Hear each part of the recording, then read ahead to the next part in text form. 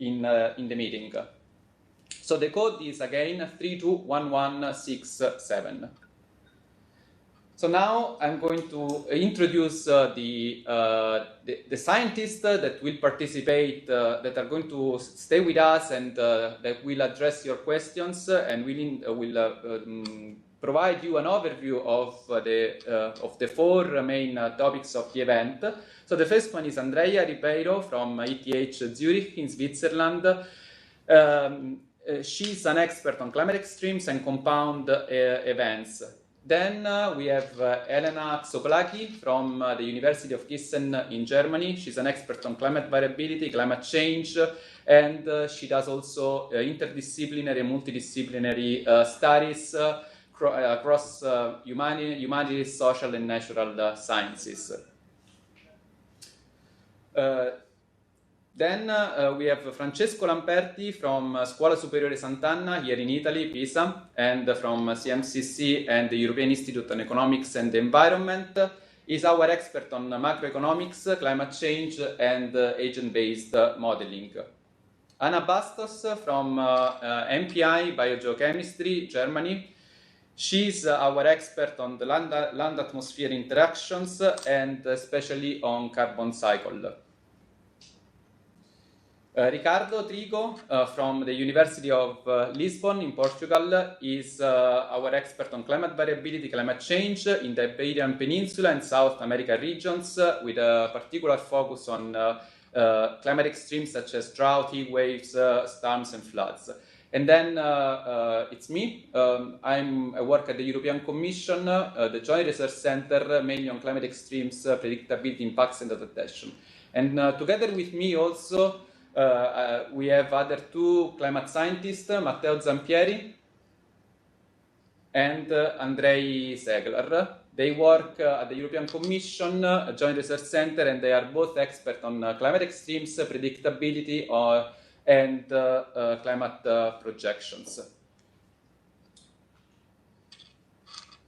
As I said, we will also start with a brief introduction of the Climate Pact, and today with us we have Caterina Fortune. She's a policy analyst in the Directorate General of the European Commission, DG Clima. And we have some climate ambassadors, and I would like to introduce you David Cebuya. He's an award-winning wildlife filmmaker and ecologist from Germany.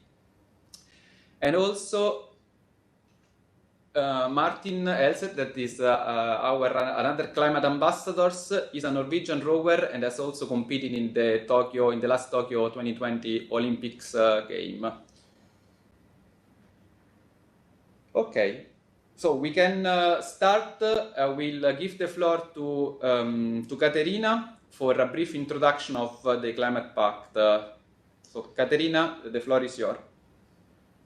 Hello, Andrea. Thank you so much. I just joined. Oh, that's really nice that the presentation is there because I just wondered how to share it. So really happy to see so many people here.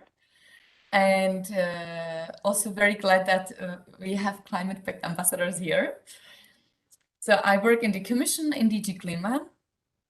And I'll tell you a bit about why we launched the European Climate Pact and how you can participate. So indeed, maybe next.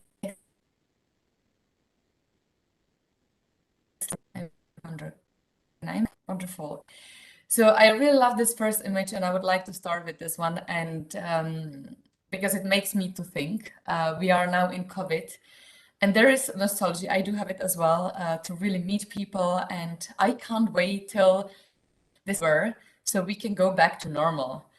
And to normal to me is really I'm missing human touch and hug people and again meeting in person, and I would really love that this is really happening and that we can meet, and I do believe that there is totally different connection.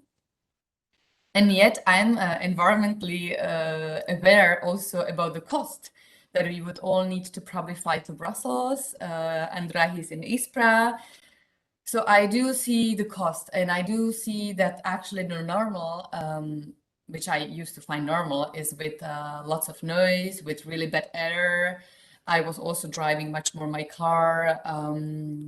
I was going to office every day thinking like, why do I even just like from one place to go to another? So I connect to a computer. So indeed, now in COVID, I realized that some of the actions that I found totally normal, I find them almost like ridiculous and a bit laughing at them. So I also do see that sometimes it's really good to zoom out and see where we are and what do we really want to do in our life and what does it mean to live a good life.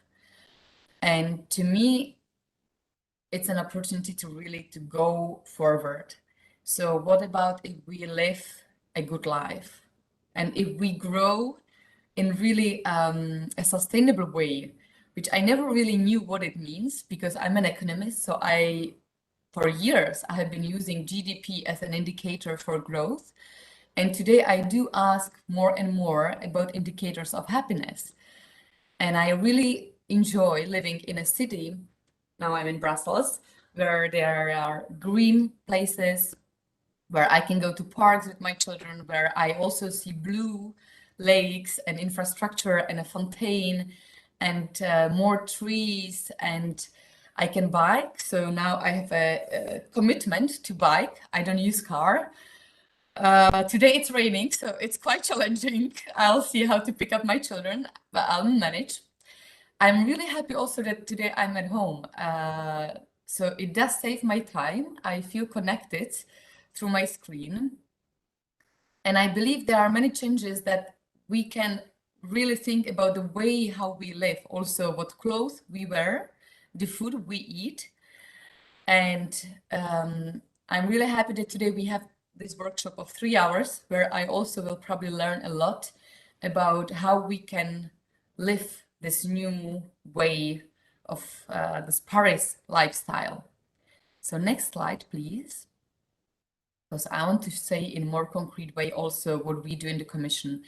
So we carried out a survey to ask Europeans, what do they think? How do they see it? How do you see it? We are all Europeans. So the survey is from 2021, so it's really very early data.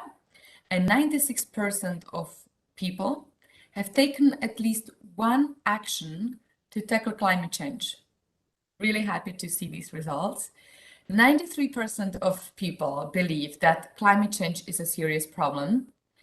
So as Commission, I believe, and all, European administration, public administration, we do have responsibility to respond to these worries.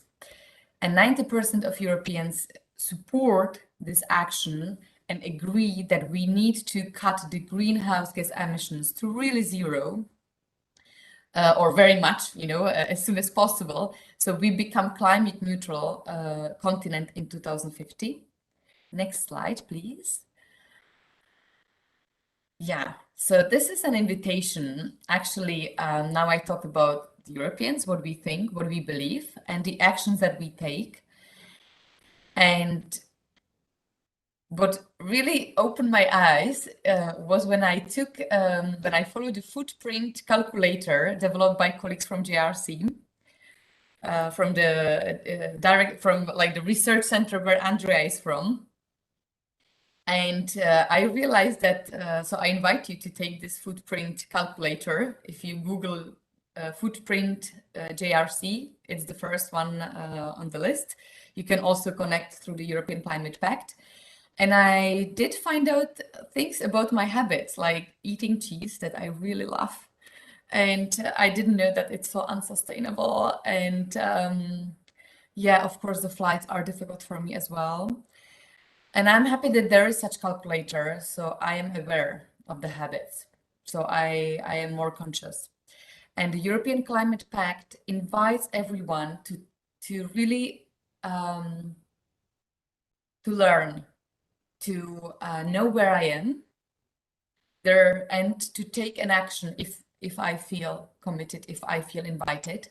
So you have a chance to take concrete action. There are 16 steps that are measured, so you can see also your result, and you can either, well, or all, cut food waste, be more conscious about eating local food, flying less, switching your energy provider, walk and cycle more, etc.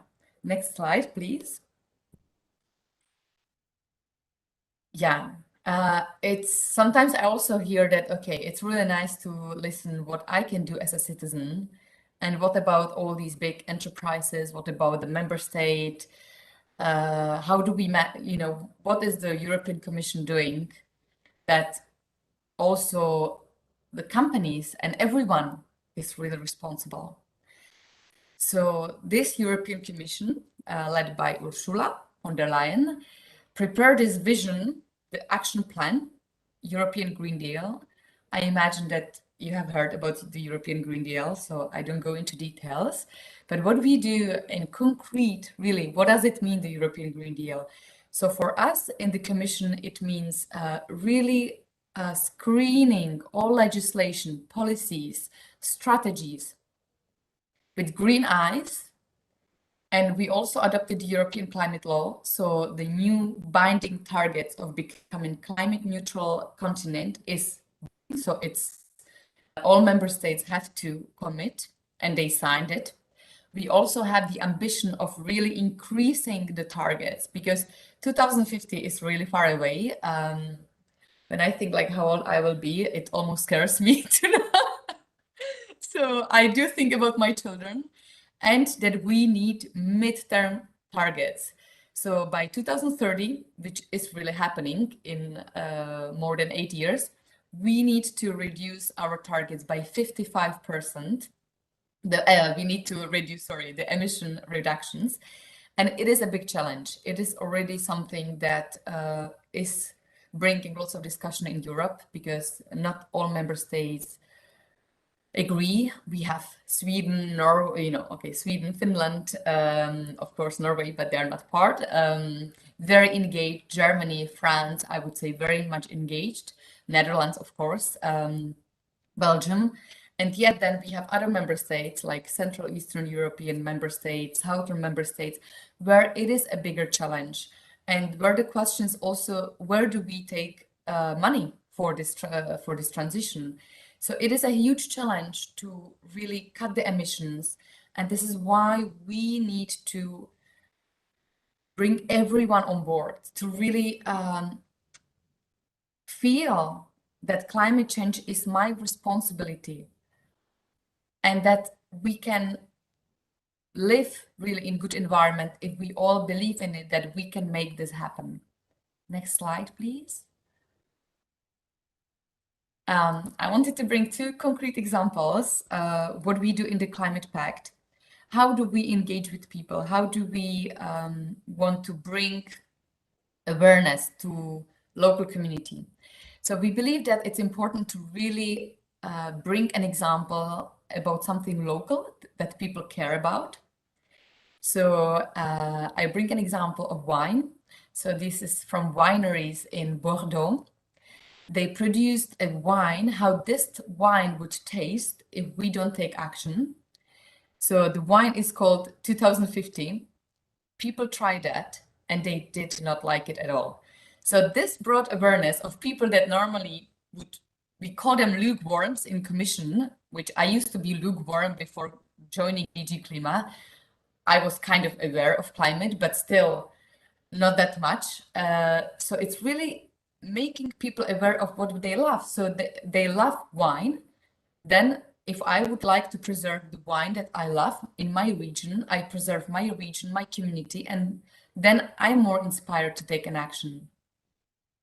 Another example is from football. So UEFA made such, it's a video, so I don't have time probably to play it, but if you see these slides that I suppose they will be shared, I invite you to really see it. It's a 1.5 minute video, and it brings awareness to football fans, So my husband is a football fan. I'm trying to convince him. Every time I see a banana on our table, I'm asking, why do we need a banana in November and living in Belgium? So I played this video, and it did bring more awareness about water, about football, that maybe there will not be football in a few years' time because we will just not have this grass. and water will be even more scarce. So I think it's important really to address, like to talk with local examples to people. Next slide. So what is the European Climate Pact? As I said, it's about raising awareness. It's about information. It's about empowering people, because once I have information, I have the power to act. So it is about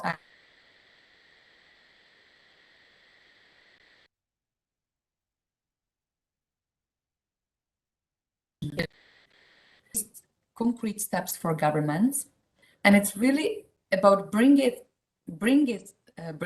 us all together in this space of the climate pact, so we feel that we are in the community, that we are not alone.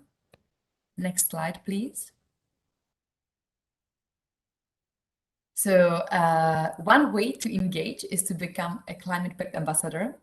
I'm really happy that we have climate pact ambassadors today, so they can tell the story. And today we have more than 1,000 people on board. We would love to have more people. We also have prominent space for young children. Now I'm thinking about my children, but young people. It starts with the age of 15, and we are also reflecting, really opening it to children, because we also believe that climate pact should be for children that are younger, and we would like to have junior climate pact ambassadors. Yeah, so really climate pact is for all, for business people, for scouts, for public administration. If you are, for me, you know, for anyone, it's about you. It's about you if you would like to have a talk about climate awareness, if you would like to go to local school, if you would like to engage in any climate activity, to become kind of an angel of local place, of local community. So we would support you. So there is a direct link with the Commission. We support climate pact ambassadors with communication materials, with information. We also support them if they organize an event to connect with policy officers from the Commission. And hopefully more and more is coming. Next slide, please. Another way is to commit to a pledge, to take concrete action. So as I said, as an individual, I can commit to flying less, be conscious about the food that I eat. To me, I don't eat meat, so yeah, I'm conscious about that, and also now proposing the cheese. It's also about pledges from enterprises, because I also work in the Commission, so I'm very active also in the process of greening the Commission, because sometimes I do wonder that we talk so much outside, inspiring other businesses, and I don't see local food in our canteen. So I really want the Commission to also green, to be really green and to lead by an example.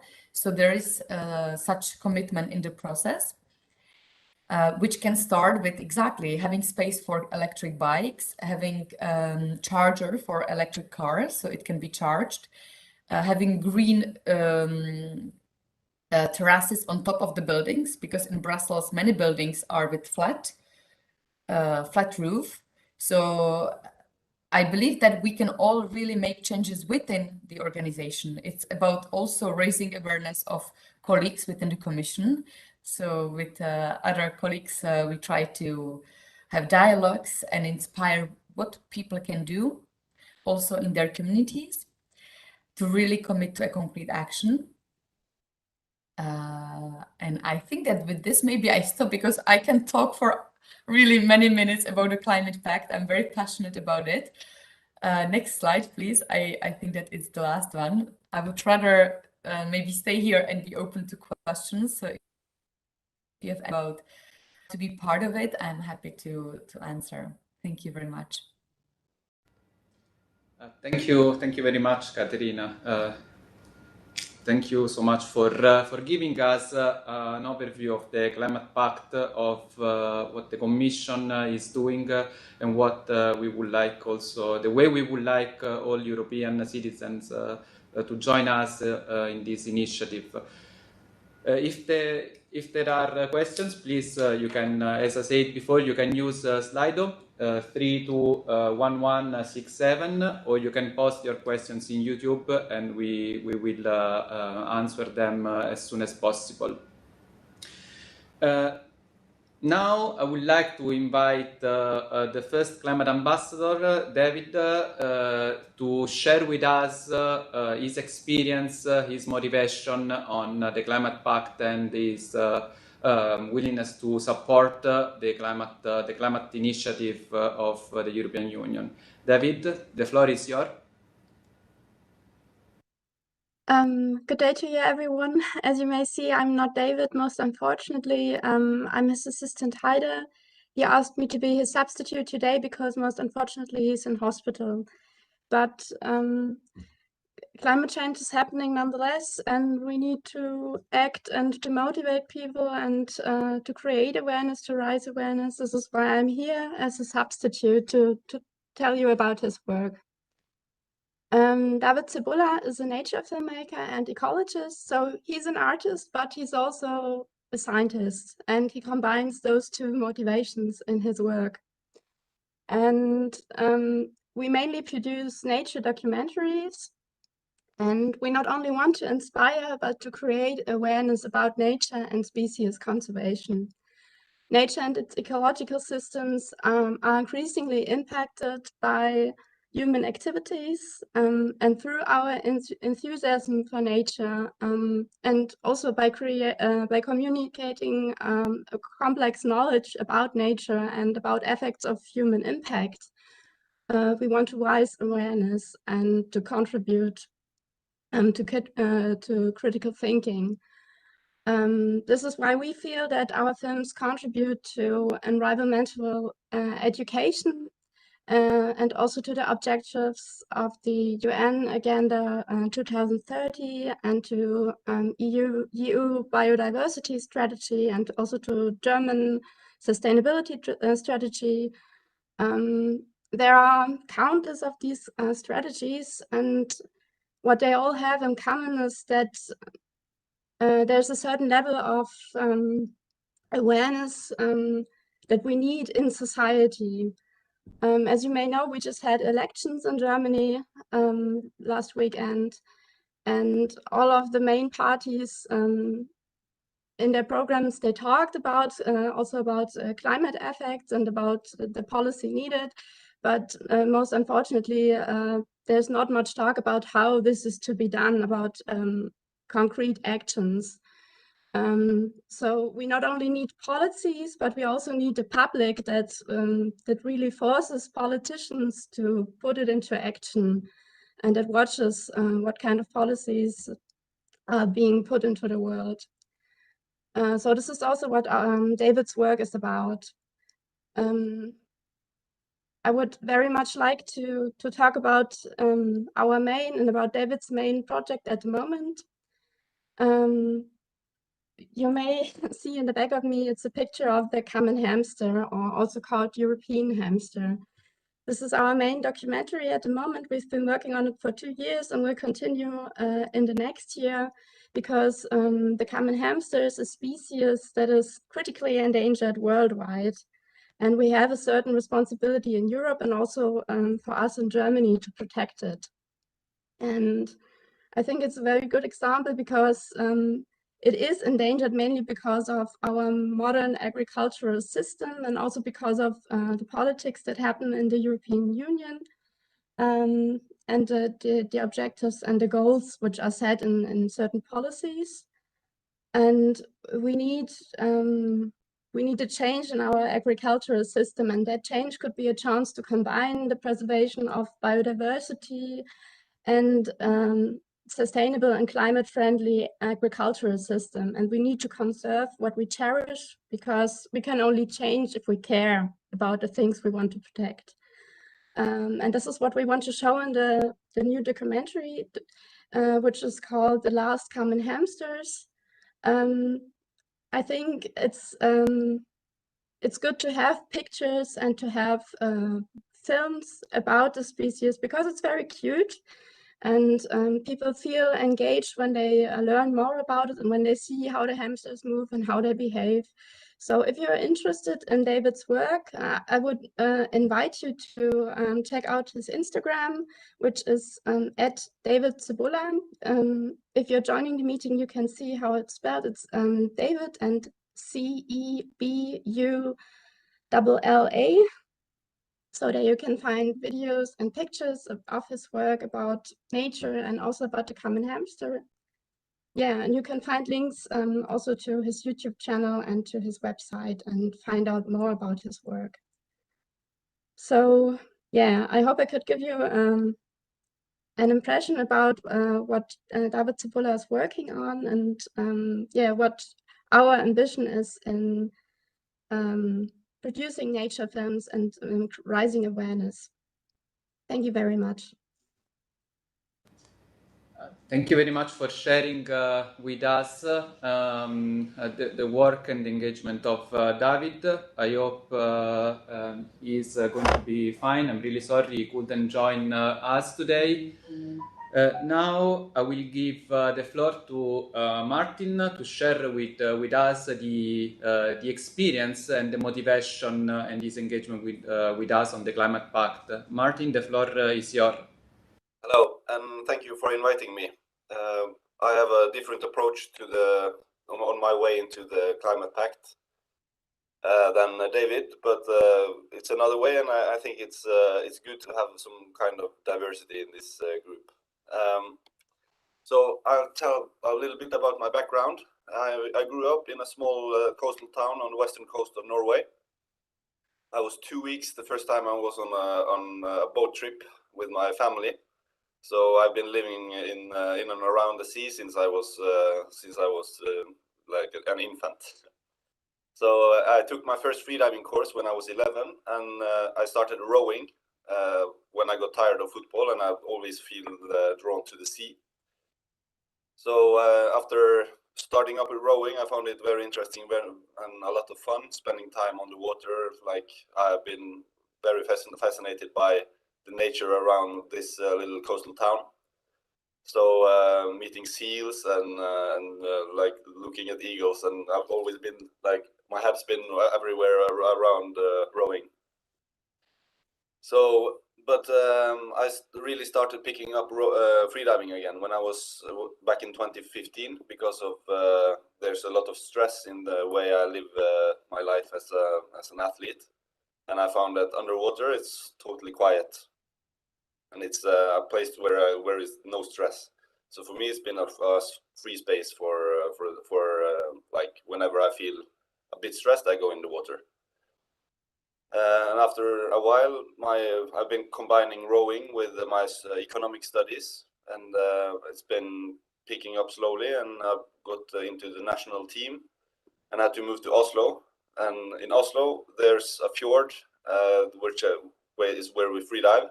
And it's really not in good condition, so it's like a really sad experience every time when I go in, and when I'm used to be able to see 15-20 meters underwater, and then I just see 1 meter.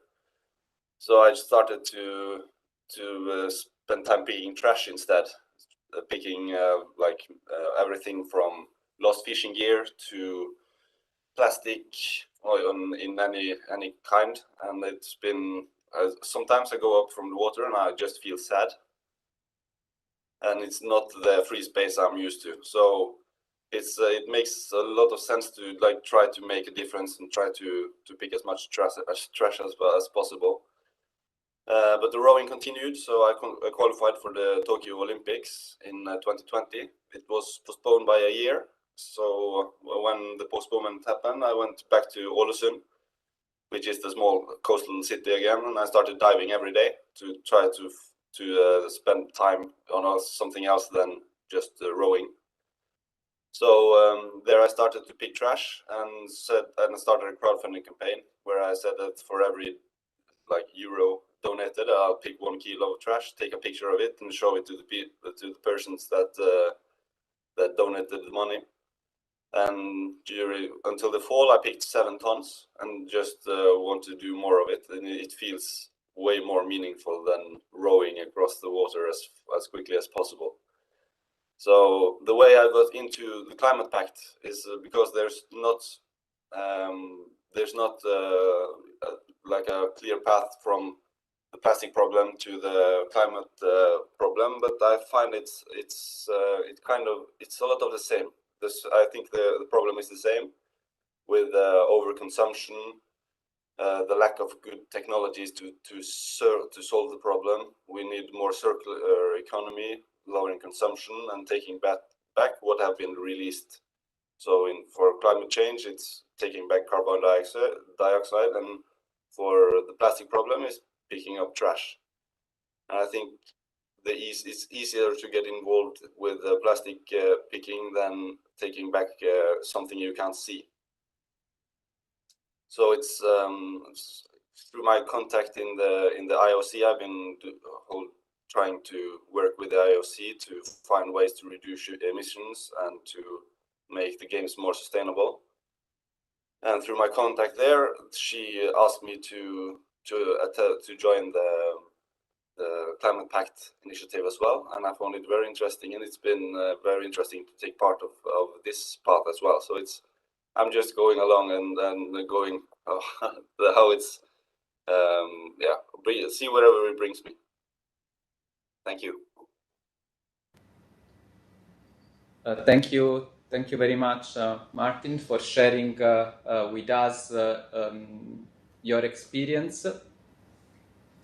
Now we move to the scientific part of this session. Again, if you want to ask questions, please use Slido. You can just enter the slide with the code 321167 or post your question directly on the YouTube streaming. Thank you very much. So now we will give the floor to Francesco Lamperti, that will tell us a bit on this slide and the question that was asked to people. It's really an interesting one, and I'm sure you will like it. Francesco, the floor is yours. Thanks, Andrea, and thanks, everyone. Yeah, I mean, this is an introductory slide which tells us something about the beliefs that people have about climate change and its causes and scientific consensus that we have behind. These results that you can see are from a survey which has been conducted in the US. So it's not about Europeans, but it's about Americans. However, it's important to streamline what Americans think, because the US are still those who produce the majority of, not the majority, the highest share of emission per capita, and they are the largest contributor to cumulative emissions since the pre-industrial period. And if you look at these numbers, what you can see is on the left is the share of Americans that, in red, believe that climate change is happening. And what you see is that this line is more or less stationary over the last 10 years, and it's about 70%.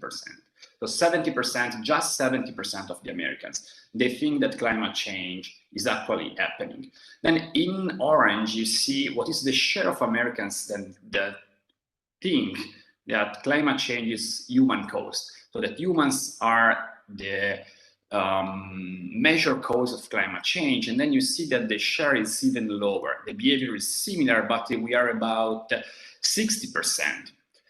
Then, if you ask them whether they think that there is scientific consensus about the fact that climate change is happening and scientific consensus about the real causes of climate change, then you see that the share is even lower.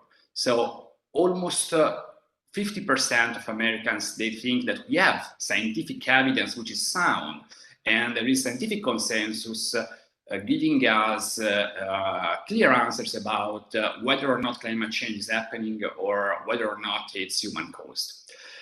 And on the right side of this panel, what you see, it's a particular question which has been raised. So the question was, do you think that God controls the climate and therefore humans can't be causing global warming? And if you look at the answer, less than half of the Americans answered no to this question. So there is 15% of Americans who answer yes, I do think that God controls the climate and so humans cannot be the cause of climate change. So this means that in terms of production of knowledge and diffusion of sound scientific knowledge about the presence and the causes of climate change, we still need to do a lot, because in the area of the world where people individually, by their production and consumption activities, they are involved in the largest amount of CO2 emissions, still there is a good part of the population that actually does not believe in climate change and does not believe that they can do something about the problem, and then they are the cause of the problem, as we are also.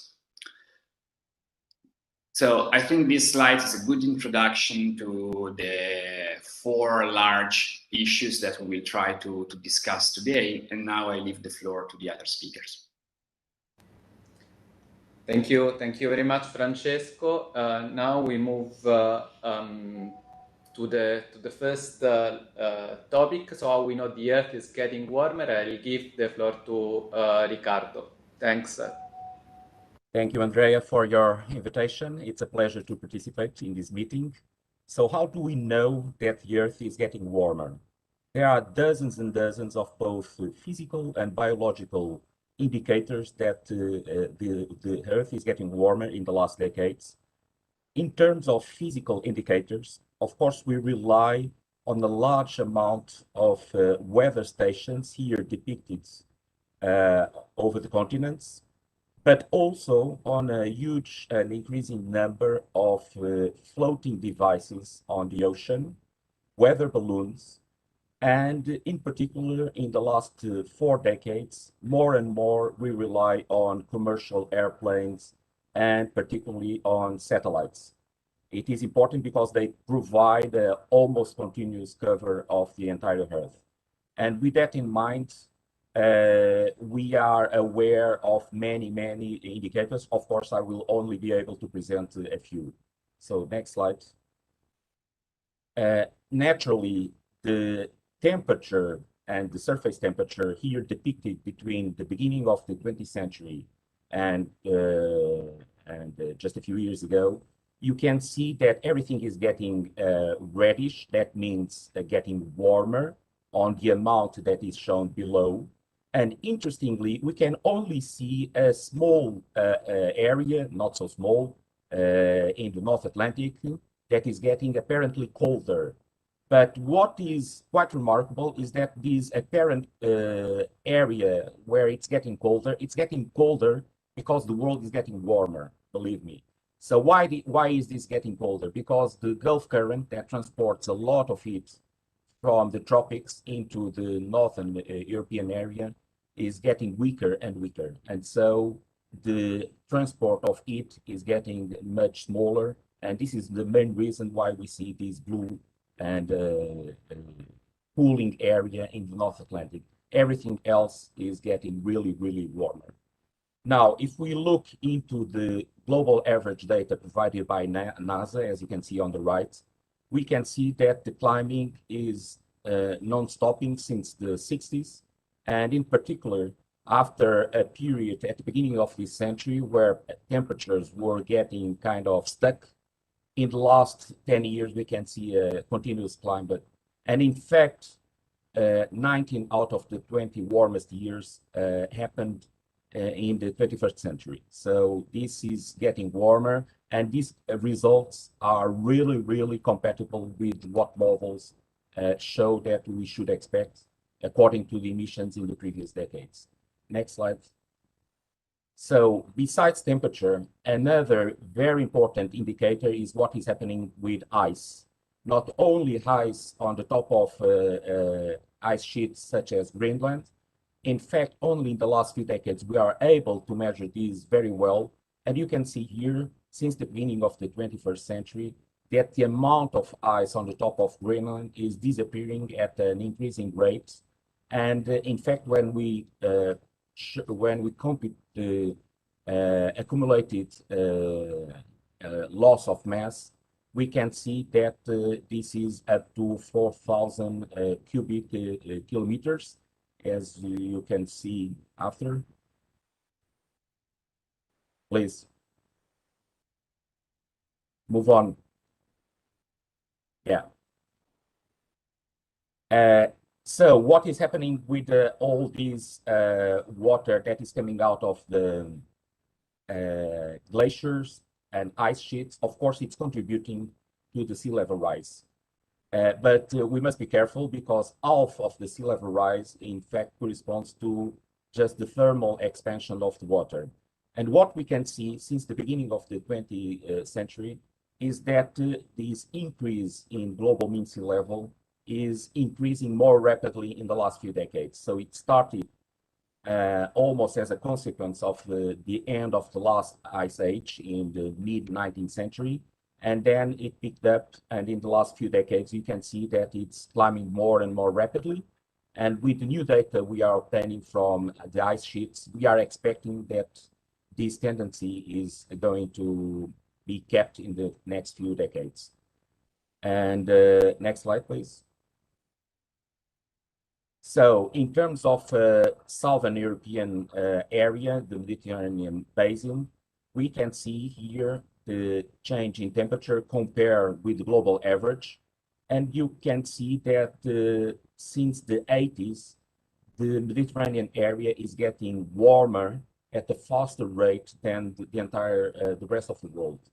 And this, again, is compatible with what models show us that should happen. So the fact that the Mediterranean is getting drier also helped to fuel this higher rate of temperature increase in the Southern European area. So how this translates in terms of extremes that we can see in the following slides. We are aware using data because we have a lot of observed and additional proxy data for Europe, we can reconstruct quite well the temperature for the last 5 centuries. And when we show the entire European continent temperature, you can see this very nice Gaussian curve with colder years on the left and warmer years on the right. And until the beginning of the 21st century, everything seemed to be on the right side. But at the beginning, as you can see here, the years 2007, 6, 2002, and in particular, the summers of 2003 and 2010 really became completely outside the normal distribution for these 500 years of data. So we became aware, and you can see here on the right, the extension of the 2010 heat wave in Russia. And a situation like this is are starting to happen every year, that Russia, the Siberian area, they show increasingly very large and very extended heat waves. And we see that these 2 years that got out of the normal curve, 2003 and 2010, are starting to occur more often, as we can see in the following slides. Please. Okay, so here I show you some of the last results where the previous 500 years are extended with the last data until 2019. And what you can see is that the normal curve fit for the last 40 years, that is depicted here by this gray curve, really is totally outside what used to be the climate, the summer climate for Europe. And you can see that besides 2003 and 2010 that I mentioned previously, we can see now 2019, 16, but particularly the summer of 2018, completely outside what used to be our climate. And apparently 2020 is also around these new records for summer temperature in Europe. So my final message is this one: we can measure quite well what is happening on Earth. We can see areas where it's warming faster than in some other areas. And two of these most sensible areas in the world are the polar area and the Mediterranean region. And we can see here how fast the European continent is really getting warmer. And this is it. This is basically what I have to show you. Thank you. Thank you, Ricardo. I think we have an interesting questions. Matteo, please. Yeah, hello everybody. This is Matteo Zampieri from the JRC. I actually have a question for Ricardo and Francesco. So in this period, there was a new report from the IPCC, the Intergovernmental Panel on Climate Change, which is an important landmark for what is known about climate change. And in this report, all the statements are given with confidence, with the level of confidence and the level of uncertainty. So from the science point of view, we have a high confidence that climate change is occurring and it is of anthropic origin. But we also know that in the past there was a propaganda for different interests that was using religion as a leverage to drive some kind of different opinion, but also using climate variability as an argument to say that climate change is of natural origin and not of anthropic origin. So is this a propaganda still there? And can we expect that the opinion will change on these aspects of climate change? And from the climate scientist side, how it is possible to explain better the difference between the climate variability and the climate change? This is the question. Can I go first? Andrea, can you put the temperature rise slides from NASA? That will help to provide an answer. Here, you can see here that the last 20 years, you have lots of variability, that global temperature variability is related with issues such as the occurrence of El Nino, that you can see here, the peak in 1998 corresponds to an El Nino, and some of the drops correspond to huge volcanoes.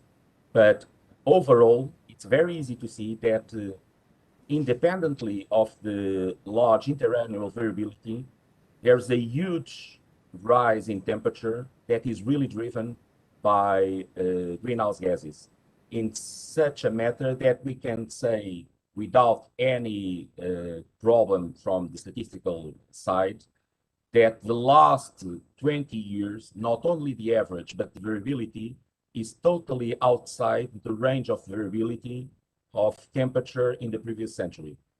This is why we know almost sure in terms of IPCC wording with 99% sure that the current temperature that we observe in the last decades really fall completely outside the natural range of variability observed not only in the previous century, but in fact in many previous centuries, okay, if not millennia.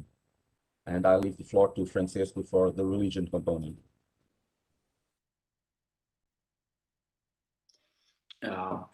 Just a comment. I mean, Matteo, you're perfectly right, and it was not a long time ago that I remember Trump the former president of the US, saying, well, it's so cold in New York, how can it be that climate change is really happening?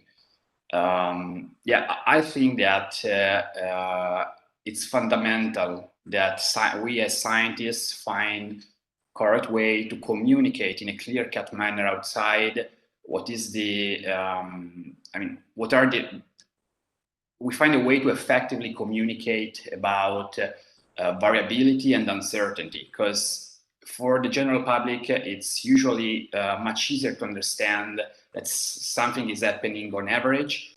However, it's much more difficult to understand what is happening to the variability of different phenomena and to characterize the uncertainty that we have around this phenomena. So I believe it's something important for us to improve our ability to communicate our results about how uncertain or not our predictions are.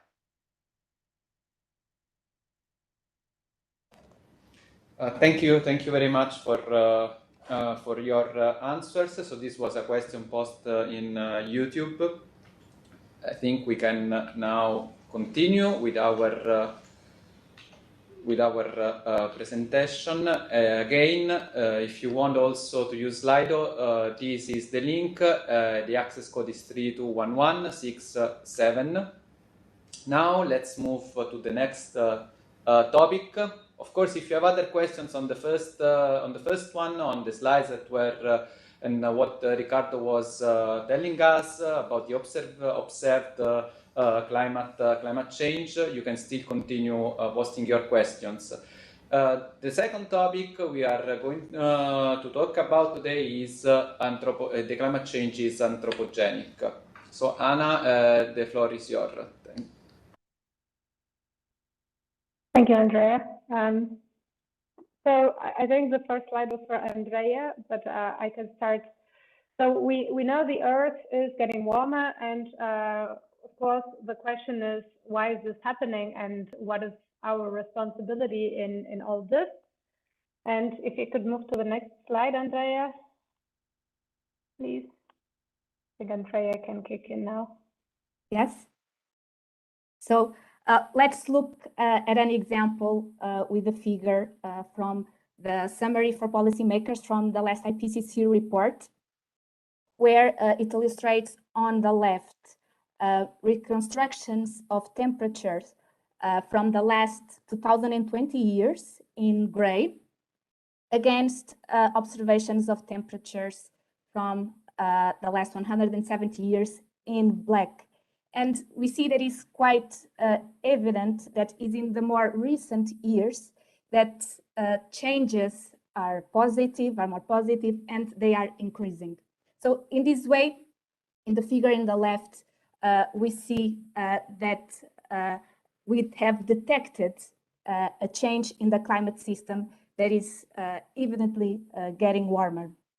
But how climate scientists know what is causing this change? How do we know if the cause is anthropogenic or not? And this is important to know in order to be prepared and to act. And to disentangle between the different factors that could influence these changes, we have climate models that are able to simulate temperatures driven by natural factors like solar activity and volcanic activity, like the last eruption that we have seen in the Canary Islands. And we've seen on the right that the simulations of temperatures with natural variability is displayed in green, while the orange curve shows temperatures simulated based on human influence with natural influence. And it's pretty clear that the orange line matches much better the observations rather than only temperatures simulated from natural variability. So it's pretty clear that human influence has warmed the climate at an unprecedented rate for the last 2,000 years, and this is how we know it.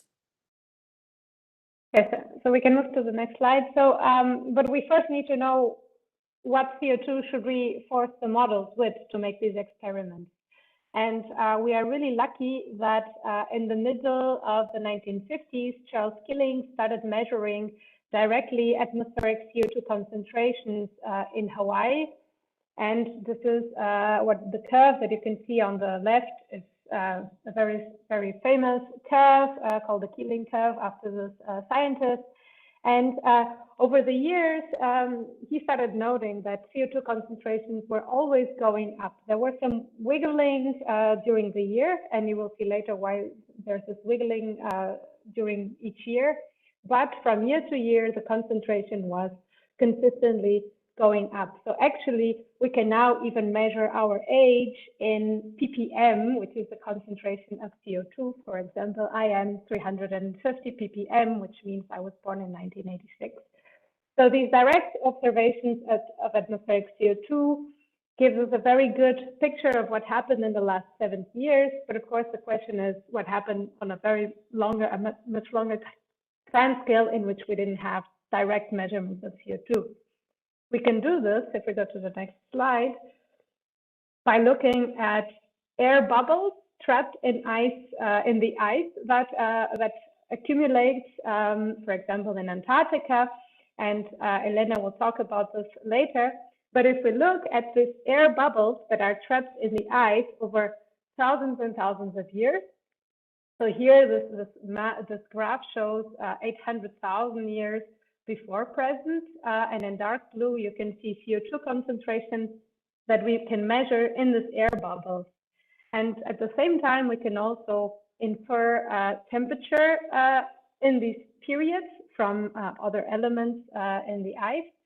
And you see that there is a clear relationship between periods with high CO2 and high temperature and periods with low CO2 and low temperature. And of course, if you look at this graph, it's the concentration of CO2 is going only until 320 ppm, and I just said I'm 350 ppm old, and right now the concentration of CO2 is above 400 ppm. So it's much higher than it has been in this very, very long period for which we have good quality data from air trapped in the ice.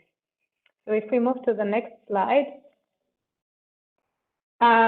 if we go back to the present, we can also think, okay, we know the CO2 concentration is increasing. Is it really because of humans?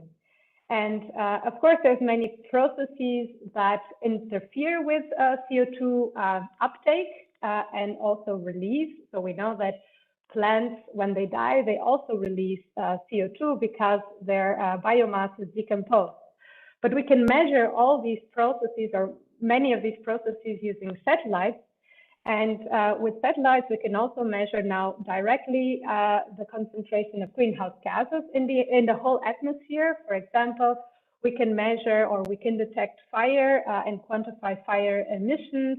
We can look at changes in land cover, so we can just monitor deforestation rates. And with these measurements, we can then say how much carbon is emitted from putting down trees in the Amazon and many other regions.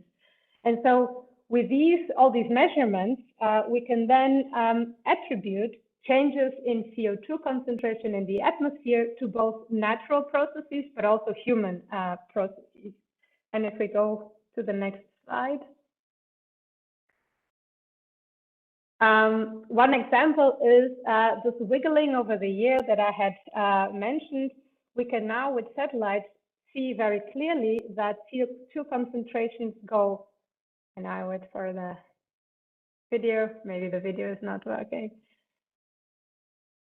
So, well, with satellites, we can see that as the planet becomes greener in the northern hemisphere, because in winter, all the vegetation or most of the vegetation is dormant, and because the vegetation is not making photosynthesis, CO2 accumulates in the atmosphere during winter, and then when plants start growing, they take up CO2, and we can clearly see in atmospheric CO2 concentrations and in the land surface, we can also see how green the surface is, and we can relate these two processes together using remote sensing and some modeling to put them all together.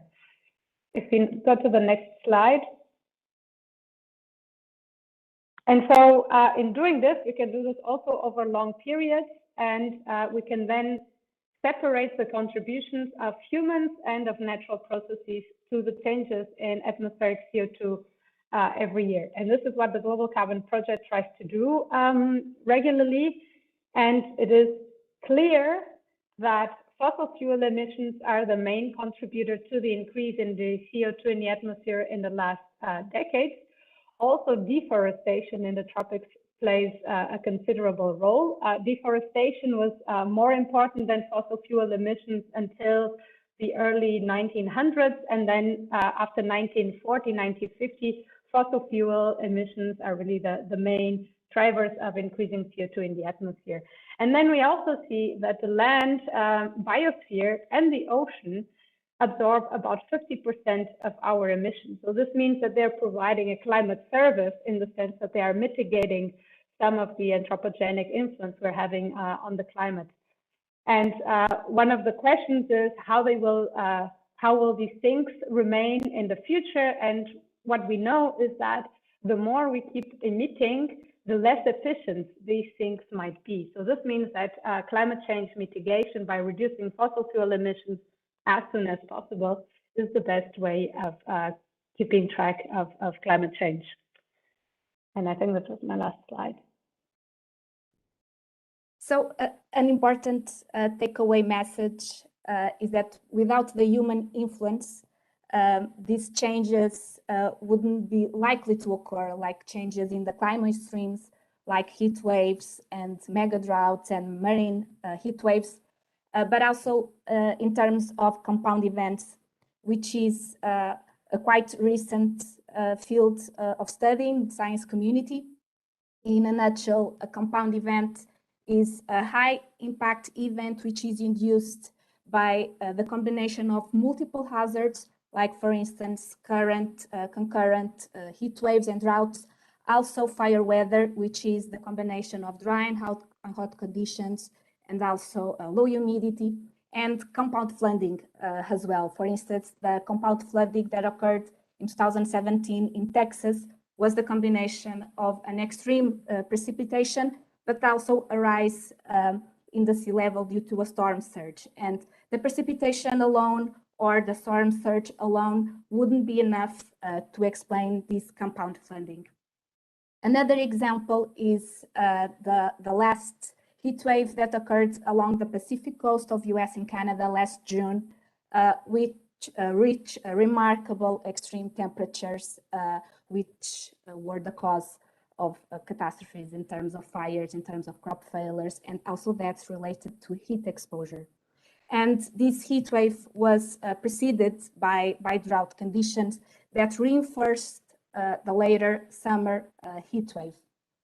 And another point about this particular event, sorry, Andrea, just to mention that a preliminary attribution study about this event concluded that this kind of events wouldn't occur and would be virtually impossible without taking into account the human influence into the climate models.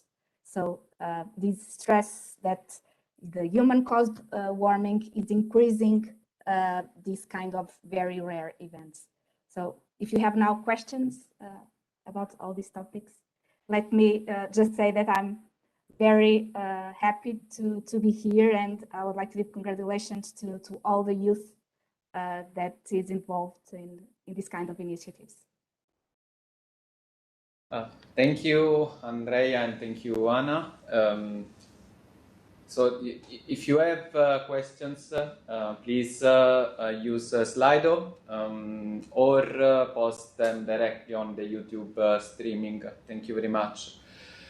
The next topic is the Back to the Future learning from the past. So we are going to see together with Elena how the climate has evolved in the last millennia and the last millions of years. And this will give us a very good perspective to better understand the current climate change and projected climate change. Elena, the floor is yours. Thank you very much, Andrea. Thank you very much all for organizing this this really great event. And I would like to take from the presentations, from the talks and the slides, the figures that Ricardo, Andrea, and Anna have shown before, and raise the importance of better understanding climate processes and how the key elements of climate system are affected by different greenhouse gas levels. And this in the frame while we are moving towards a warming world. So what we do want and we do need is also to improve at the same time our climate change projections and reduce uncertainties that even the newest generation of climate models bring along.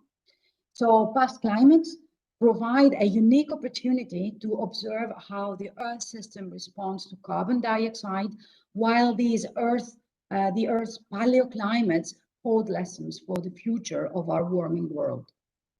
There are, however, only few direct quantitative records of past climate, and we thus make use of proxies, which are surrogates for those climate variables. The proxy records, our climate time machines, may be natural or documentary, may range between early warnings to pollen depositions and speleothems. Temporal resolution varies among the proxy records, and their availability in time is reduced the farther we go to the past. We have also areas without much of proxy information that is very much related to the conditions of these areas. Next slide, please. So all those sources do provide insights into aspects of past climates. That would be seasonality or interannual variability that up to that point were unknown, up to the point that we're using these sources. So we do use sources also to provide information on the socioeconomic conditions of societies, as is the usage of coins, as you can see on the left, or the expansion and abandonment in cases of cultivated areas or dominance of human activities through the variability of the cereal pollen proportion in sediments.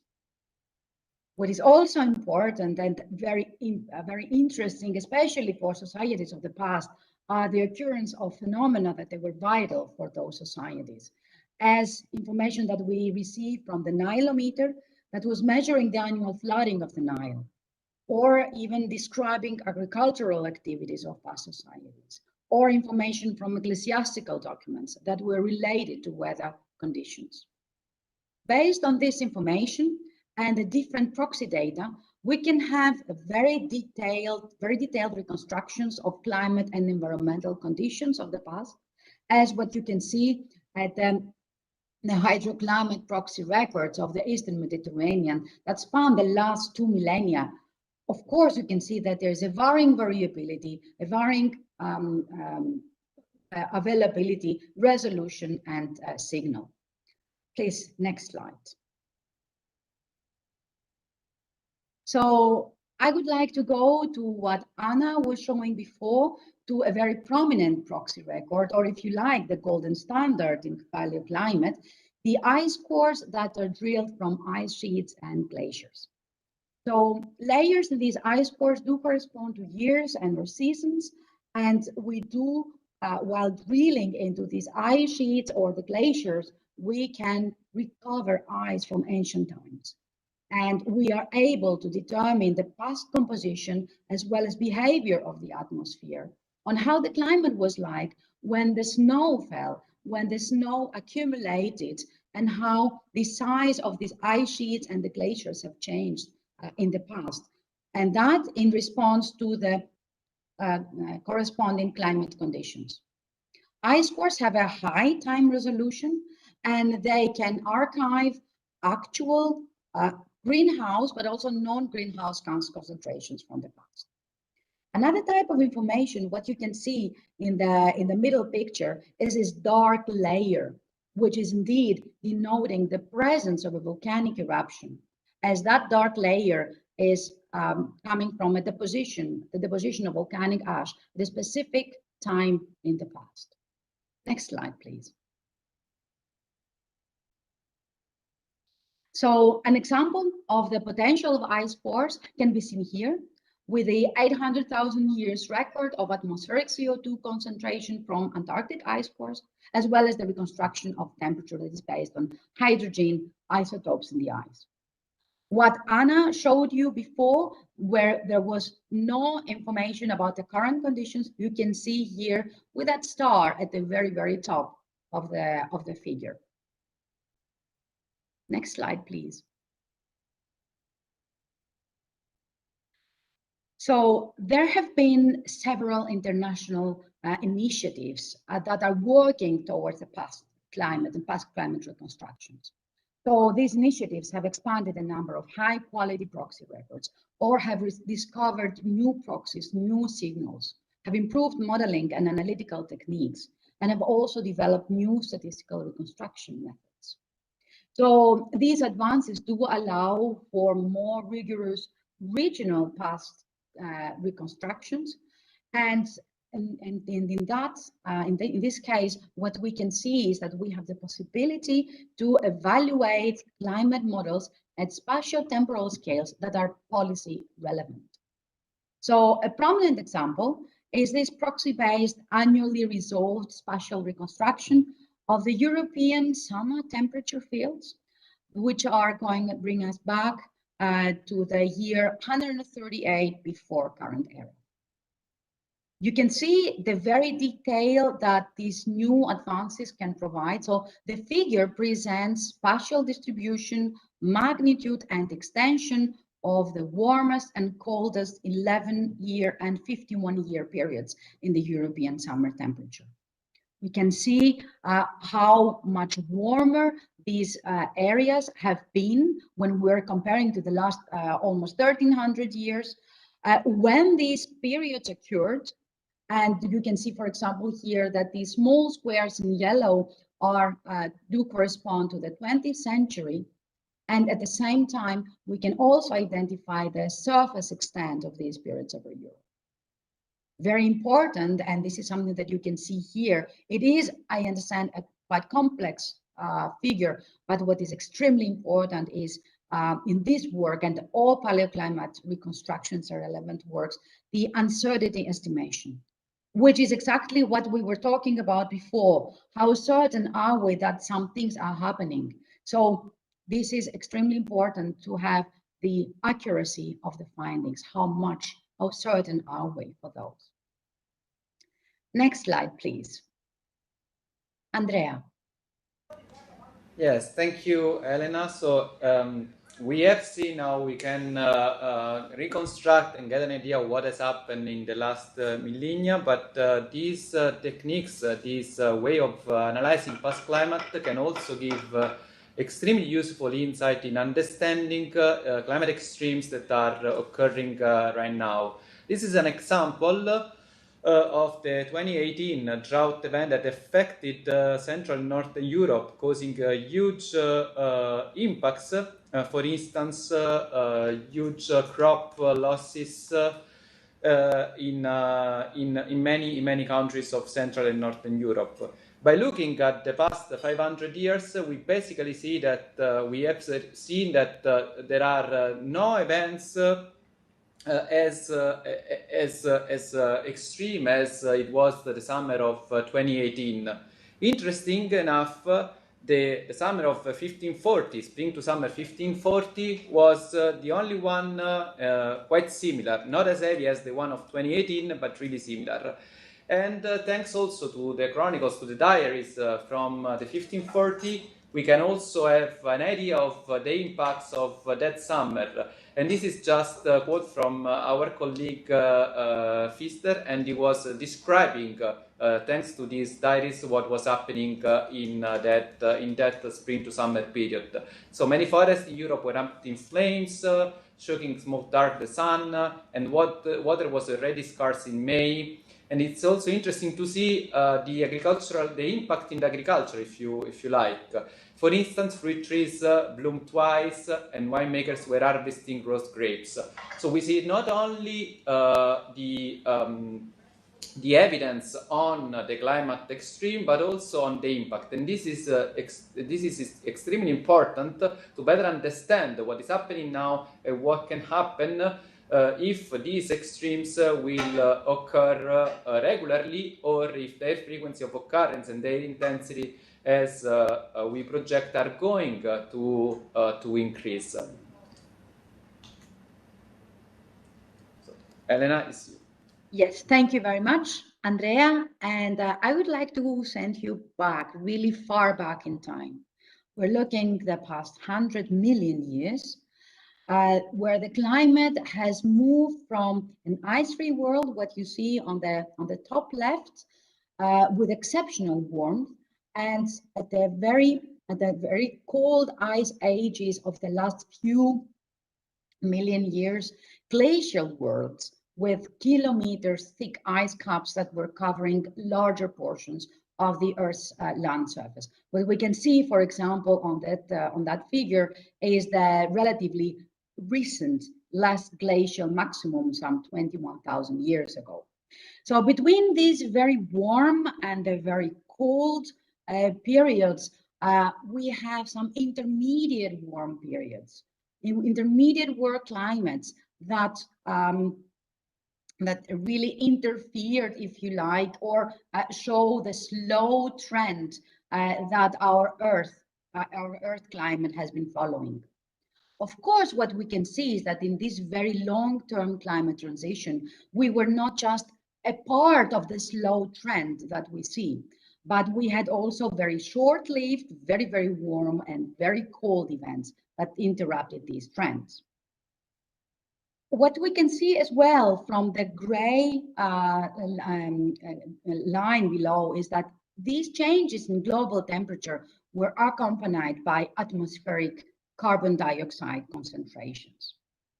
What we can also see is that those past climate states, although they have differences to how present climate looks like, how the conditions are, but they do provide evidence on climate processes at this larger range of carbon dioxide concentration. So we can see between 400 to 2,000 parts per million, which indeed are associated with our future emission scenarios.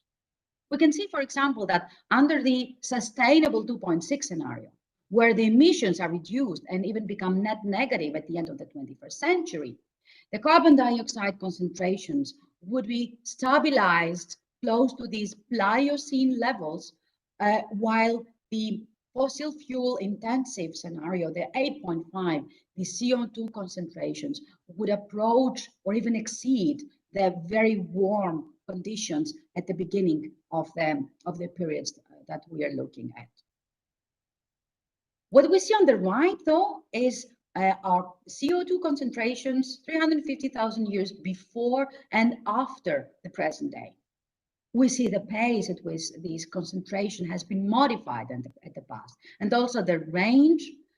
What we can also see is that this concentration of the last 150 years, the very steep increase, has crossed these Pliocene levels, indeed the levels where the last 350 years never crossed.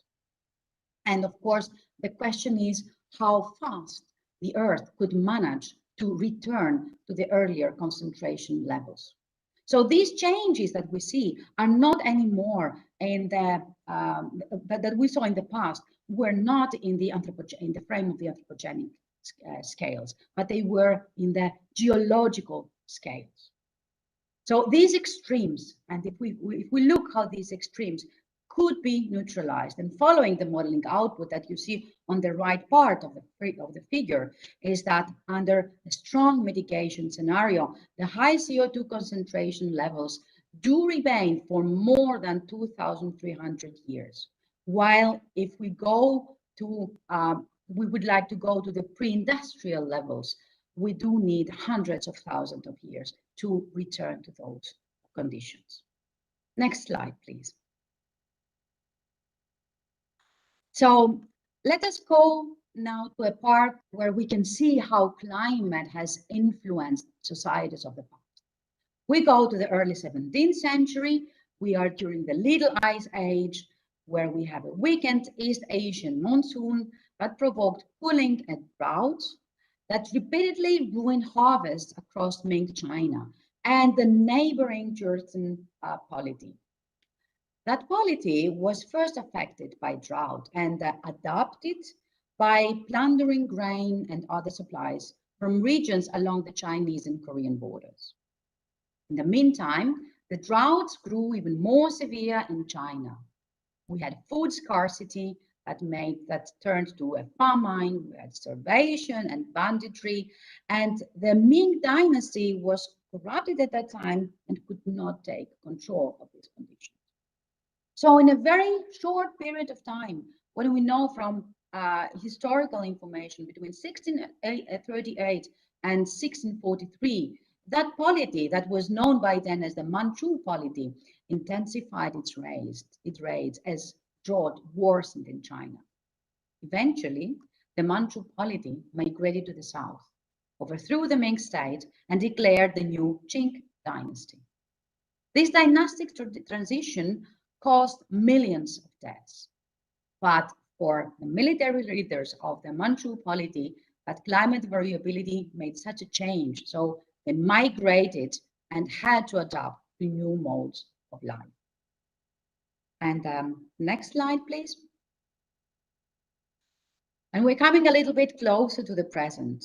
The disastrous flooding in Germany in this July 2021. We do know that floods and fatalities have been repeated in the past. Since the 14th century, we have some 75 floods that have been documented for that specific area of R and the tributaries. Major floods, 1910, 1804, did cause numerous deaths.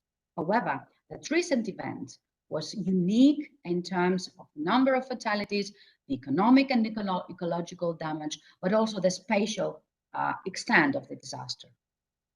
So we were asking what was really triggering, what was the trigger behind these large disaster, this large flooding. So looking into the atmosphere, we saw that we had an extensive low pressure area, stable over a long time, heavy rainfall over a longer period of time, to the point that soils were saturated, rivers could not longer accommodate water, and then the heavy rain finally flowed off on the surface, and we had these devastating floods that occurred. So when we're looking on conditions into the future, we do know that these situations, this heavy precipitation, is expected to be more frequent in the course of the coming decades. So these storm depressions move slower.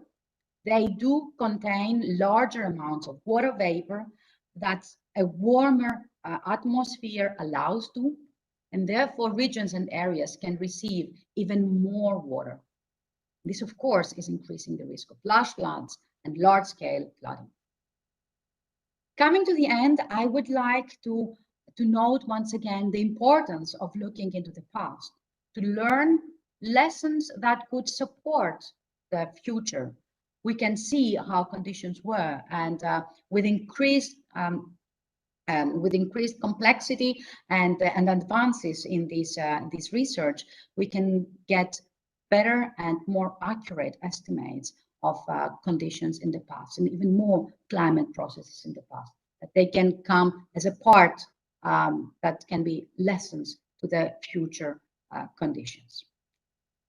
Thank you very much, and I'm looking forward to any questions. Thank you. Thank you, Elena, for this journey through the last millennia and millions of years. Also to further stress and highlight indeed the role of greenhouse gases emissions, and it also gives us a great context to better understand what and the way we are influencing the climate system. Thanks. Again, if you have questions, please. So Matteo, there is a question, I guess. Yes, there is a question. There are several questions. So first one is on YouTube. Vladimir Otrashchenko reports a study from NASA that point out also to the increase in temperature cold extremes in places that they never occurred. So there is no we don't have a reference for this study, but he is asking, should we worry about them as well? So, so we know that in general cold extremes are decreasing in observations and also in model simulations for the future. But are we aware of places in the Earth in which there is an increased concern related to cold extremes, maybe also for ecosystems? Well, I can share a few ideas on that.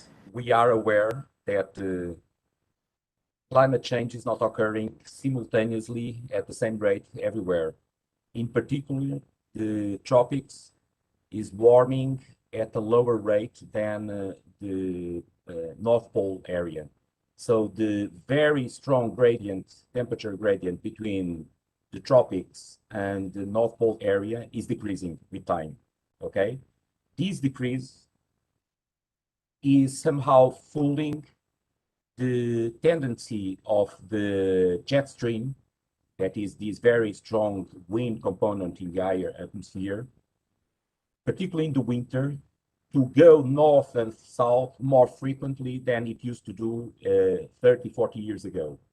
These meridional meandering of the jet streams facilitates that very cold weather from the North Pole area arrives into the lower latitudes in the United States, and particularly in the middle of Siberia. So yes, it is possible, and models show those results, that it's not as easy as I'm trying to summarize, but to a certain extent, as I mentioned, that cold pool of water in the North Atlantic was mostly due to climate change, due to the difficulty of the Gulf Stream to transport warm water. It is also true that these asymmetric warming of the Northern Hemisphere in particular can fool changes in dynamical behavior that are also inducing cold snaps, particularly in the middle of Canada, United States during winter, and very frequently in the mid-Russia, Siberia. That is happening quite frequently, and models are able to do that when they take into account the current injections of greenhouse gases into the atmosphere. Thank you, Riccardo, for sharing this very deep understanding of the science beneath. We have two questions in Slido.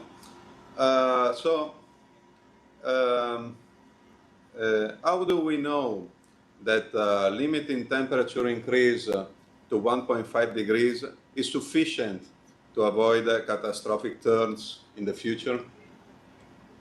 And I believe this question relates to catastrophic turns in the climate system, but I think we could answer also for the social aspect. So we know that the development of society was in a period of a constant climate. So do we expect that climate change could disrupt some component of our society?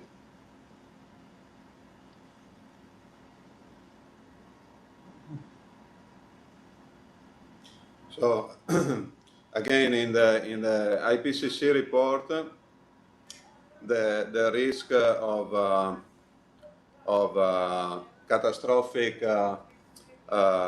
events like the shutting down of the AMOC, the Atlantic Meridional Overturning Circulation, is quantified, and also this and other aspects are quantified through climate model simulation. So I think that how we know this, that limiting the temperature increase is sufficient, can be answered by the knowledge of the quality of the models and analyzing the model's response.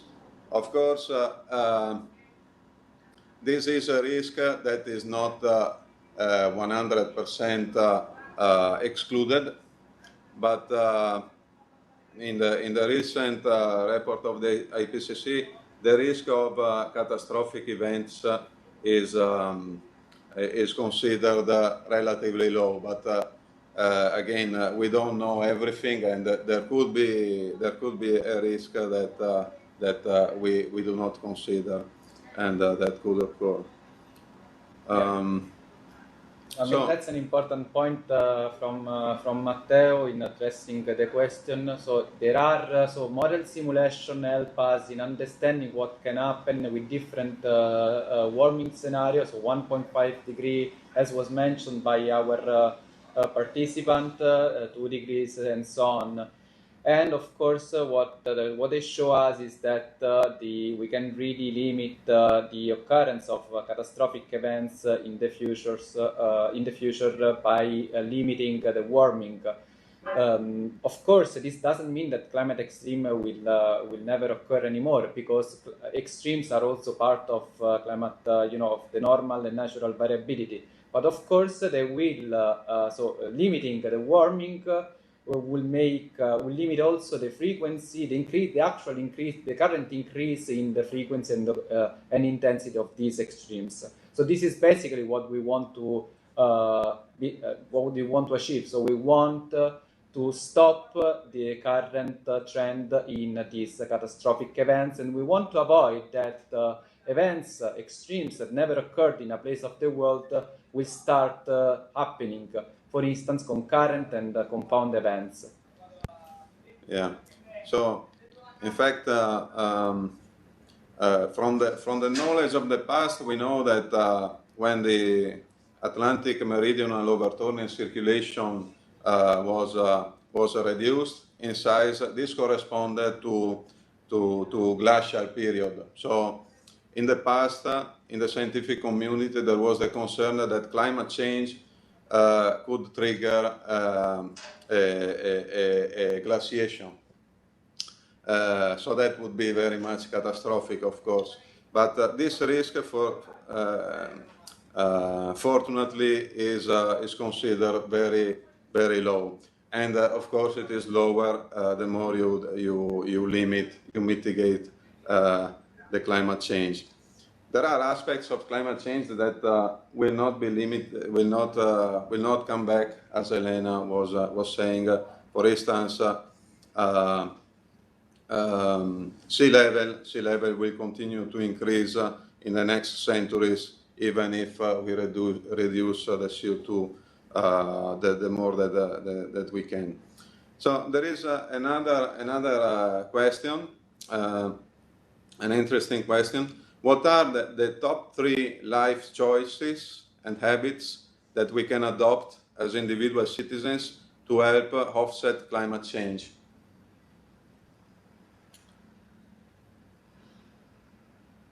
Yeah, I think, this is not an easy question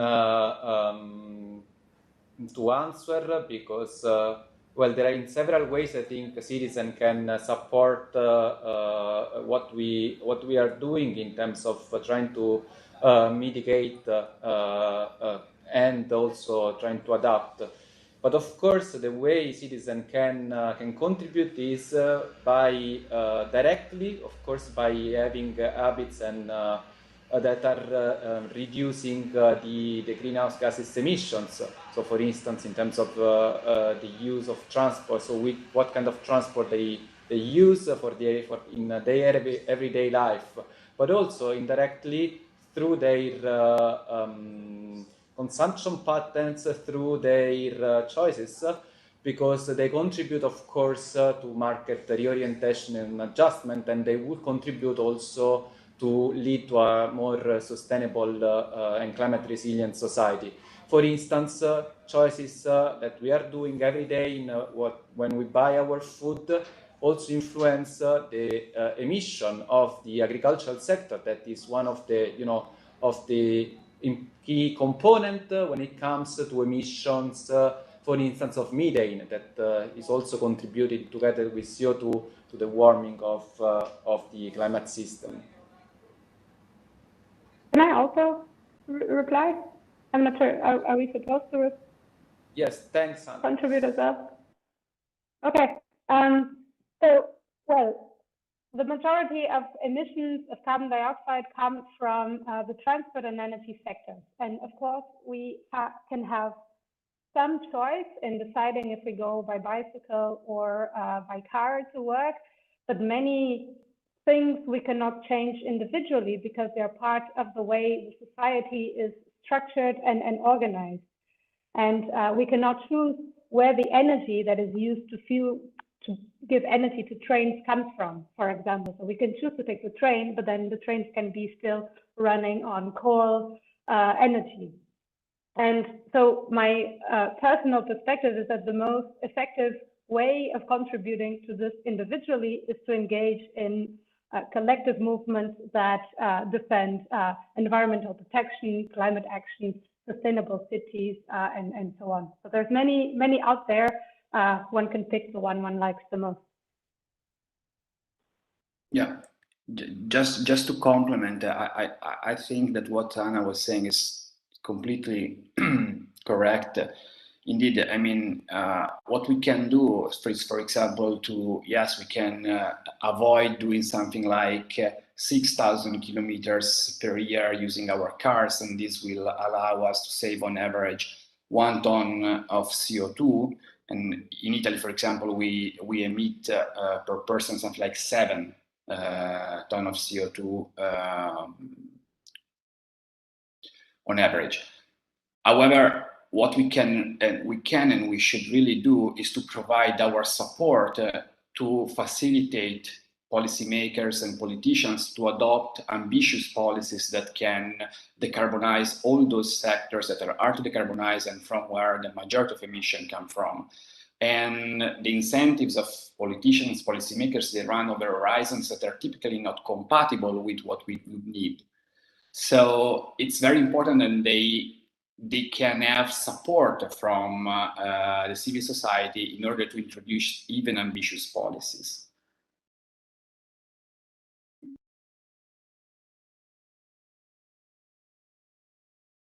Thank you, Francesco, for complementing, and thank you, Anna, as well. I think we all agree on the points that we have highlighted in addressing these questions. And there will be also now, I think we can talk a bit more because the next topic and the last one actually of this event is about future climate. So what will happen in the next 80 years? So we have seen the climate of the recent past, and we have seen how the climate system has evolved in the longer time scales. And of course, this has offered the opportunity also to compare what could happen in the future with the past with the history of the Earth. And as Elena was saying and was describing, according to the choice that we are going to do today, but also in the coming 10 years, there will be different scenarios. According to the evolution, to the socio-economic evolution and development, then we could, and according also to the level of mitigation, to the reduction of the greenhouse gases emissions, so we could experience or we could reach different warming level, and the future climate could vary a lot. And just to better understand what this means, we see that if we will develop accordingly to a sustainable scenario, cooperating with each other, with different kinds of, assuming that countries will cooperate and will reduce and cut their emissions, then basically we are going to get very close to climate conditions as similar to the one that the Earth experienced during the Pliocene. But as soon as we move to different and more, let's say, negative scenarios of development, of socio-economic development, for instance, the middle of the road and the high emission, where basically we are not going to reduce as efficiently as we would like, or even we are increasing the emission, and we don't cooperate, so countries are not going to cooperate, so the climate system will reach conditions that we haven't experienced in our recent past. So conditions, for instance, closer and very close to the one that characterized the Earth during the Eocene. And we are going to experience warming that might reach and even go beyond, well beyond 5 degrees. And as also Riccardo was saying, this is the global scale, but at the regional level, we could experience, for instance, in the Mediterranean, that is a hotspot of climate change, much higher temperature, much higher warming condition, and also more catastrophic events, more climate extremes. And here, indeed, we can see how the decrease in the Arctic sea ice that was shown in the recent past by Riccardo is also project to continue in the coming decades till the end of the century, and to go practically to no ice, no Arctic sea ice. And this, of course, will imply a complete change in the climate system. And also, if we look at sea level change, again, the projections, so what our model simulation of what might happen in the coming decades are showing again a consistent trend with what is happening right now, and we could reach level that really will make our coast, for instance, in the Mediterranean region, really at risk. Now I would like to give the floor back to Andrea. So, and to travel into the future, I would like to invite you to check this platform that was provided by IPCC, which is an interactive atlas that you can check with any browser. And in this interactive atlas, you can travel around all the world and around all subregions too, and check what are the possible climate futures for different warming levels relative to the pre-industrial period. Warming levels of 1.5, which is, as Matteo mentioned, it was identified as our last window of opportunity to act, because it's beyond this limit that we can trigger many changes in ecosystems and many tipping points, which will lead us to irreversible changes in our climate system. And you can check this platform in terms of temperature and in terms of precipitation. And in the next slide, we shared with you also fire weather projections from this iterative atlas, which show what is the scenario for different subregions of these dry and hot conditions favorable to the occurrence of fires around 2050. So this is in the next 30 years, if 2 degrees of global warming is reached.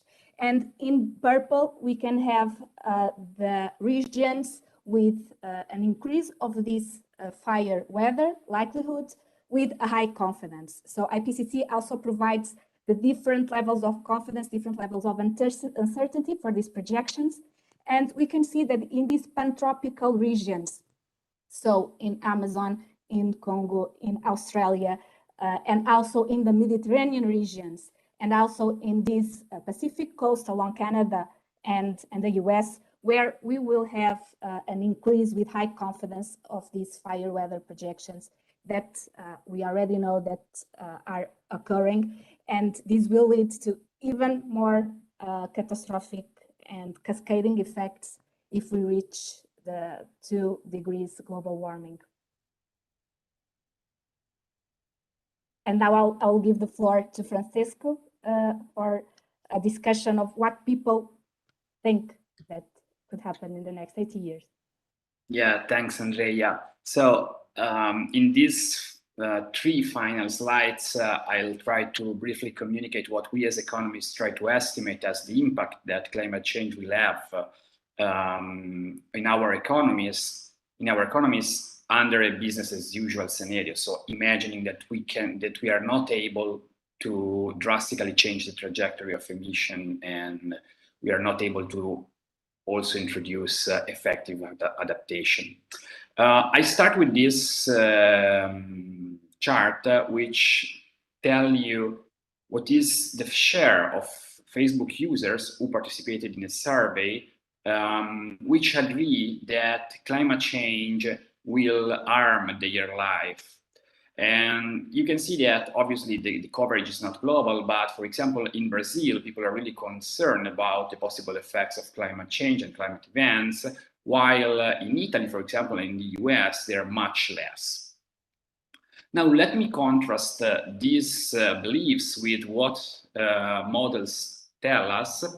And so in the next slide, what you can see, is the average impact of climate change. In particular, here we are just using temperature change on GDP per capita. So it is a very crude, a very aggregate measure of economic well-being, but it's still the most adopted one, and the one that characterizes the performance of an economy from an aggregate perspective. And here what you see is a percentage change in GDP per capita around the world with respect to a world without climate change from 2015 to the end of the century. So what you see is that the world is going to becoming poorer and more unequal. You find that especially in certain parts of Africa and in South America, you can experience changes in GDP per capita with respect to a world with the current climate that reaches also 50% of GDP. Just to give you this an additional information to put this number in perspective, during the 2008-2009 financial crisis and the aftermath, what we experienced on average was a change, a reduction, a contraction in GDP per capita of maximum 10%. Let aside Greece as a special case. So this is going to be a series of large transformation for our economies, and there will be also winners from this transformation. So there will be countries that might gain from this transformation, and this has important implications in the support that this country can provide to the fight against climate change. So our countries will be more poorer, more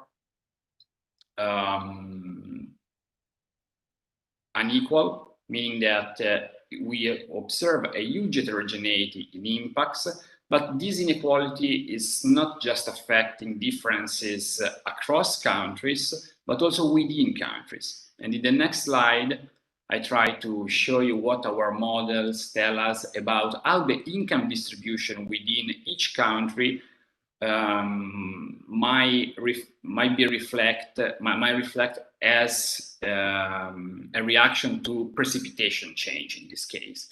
So if we project precipitation anomalies over the century, what we notice is that it is not really the level of GDP which is affected as before, where the trigger was the temperature, but it is the distribution of income within given countries. So what you find here is a map which tells you that in the majority of countries, we will observe a higher share of income in the end of the top rich and a lower share of income in the end of the poor. So the income distribution within the countries that you find in pink will be worse than in the current climate. So this change, these economic impacts will be huge and will affect not just the level of our richness of our economic activity, but also how this economic activity and how incomes are distributed within countries. However, this will happen in a sort of business as usual scenario, as I was saying. However, if we are able to mitigate appropriately climate change, we can remove part of this effect. So It is not just a bad picture, the one that I want to provide. It's just to say, if we don't do nothing, we are going to have unprecedented effect also in our economies that will make us poorer and our societies more unequal. And now I leave the floor to Andrea to provide a conclusion. Thank you very much, Francesco, for these last slides on the future scenarios, what could happen, and of course, so we would like to close with a kind of positive message. So we have seen the possible and future evolution of the climate system, but also how these might affect our societies and our economies. So what can we do concretely? And well, I think that the two strategies are, of course, mitigating and adapting.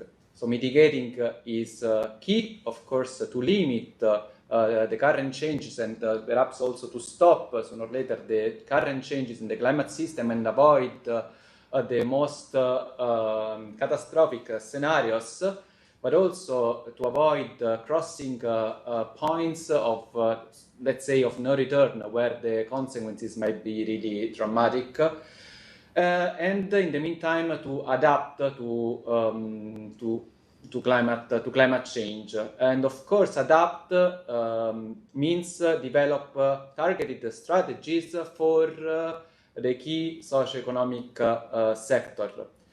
But what is important to highlight is that there is no more time. And if we look at what has happened, again, we use the example of 2018. That event was ringing a bell, so we need to act now. There is no time anymore, because the future of the Earth, as we have seen today, the future of our climate system, and thus the future of our societies and economies, depends on what we are going to do today and what we will do in the coming 10 years. And also there is a key point that we should be all aware of, that the transition is not happening in a day. The transition is going to take time. So we cannot change everything right now or see the effect of these changes in a year. It will take a decade.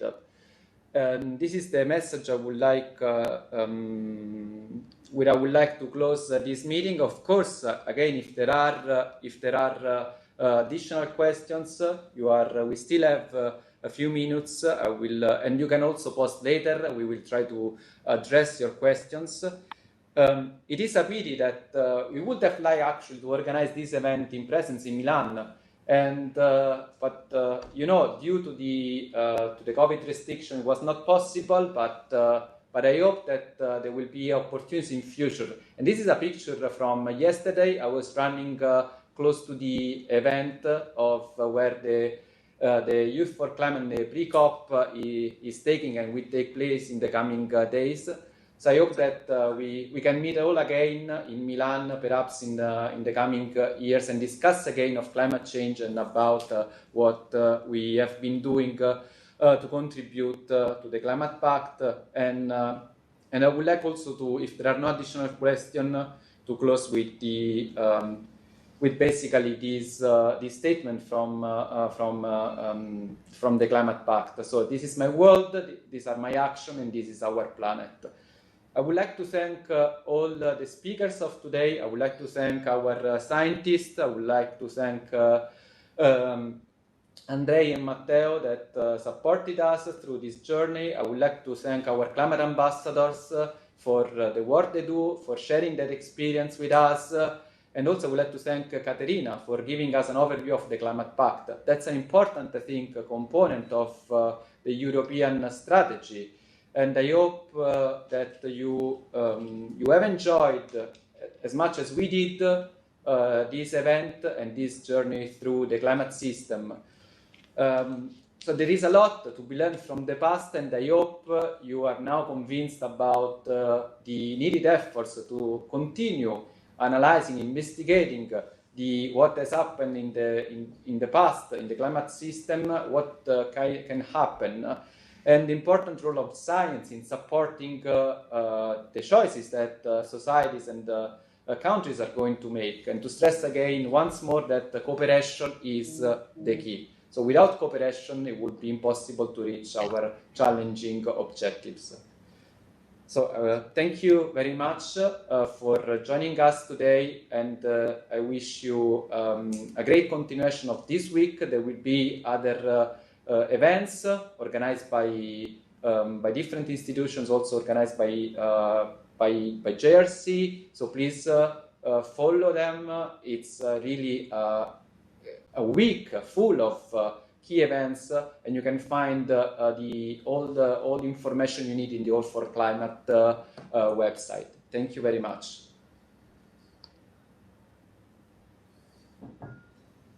Thank you, Andrea. Thanks, everybody. Thank you all. Thank you. Bye-bye. Thank you. Bye. Thank you. Thanks. Ciao, ciao. Bye.